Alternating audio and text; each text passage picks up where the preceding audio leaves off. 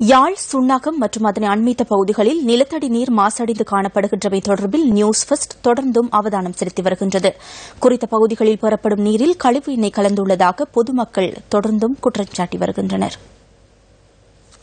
யாழ்குடா நாட்டின் மல்லாகம், ஏழாலை, பொன்னாலை கட்டுவான் மற்றும் ஊரலு போன்ற பகுதிகளில் உள்ள கிணறுகளில் கழிவு எண்ணெய் கலந்துள்ளமையால் அந்த நீரை பாவிக்க முடியாத நிலை ஏற்பட்டுள்ளதாக மக்கள் தொடர்ந்தும் சுட்டிக்காட்டி வருகின்றனர்.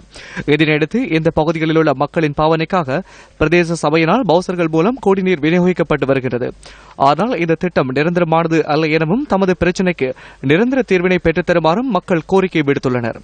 நிலத்தடி நீர் மாசடைந்துள்ளமையினால் விவசாய நடவடிக்கைகள் பாதிக்கப்பட்டுள்ளதுடன் விளைச்சல்கள் பாதிக்கப்பட்டுள்ளதாக விவசாயிகள் அங்கலாய்க்கின்றனர். கீழவிதையை பாதிக்கும், கரெக்டா பாதிக்கும். இரண்டாவது சின்ன முழுமையான பயிர்கள் அப்படி இப்ப பைத்தங்கொட்டைகள், வெண்டிக்கொட்டைகள் அதுகளை சாதாரண பாதிப்பு ஏற்படும்.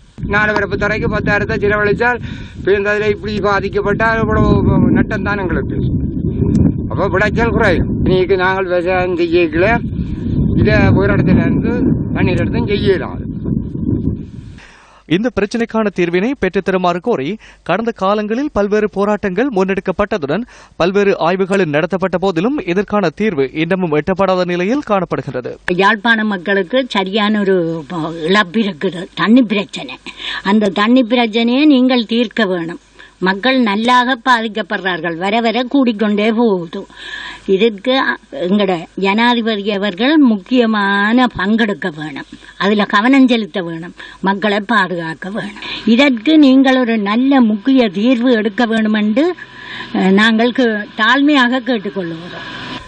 பலிகாம பகுதியில் கடந்த ஆண்டுல நிலத்தடி நீர்ல ஓயில் கலந்த பிரச்சனை பெருசா பேசப்பட்டு வந்தது.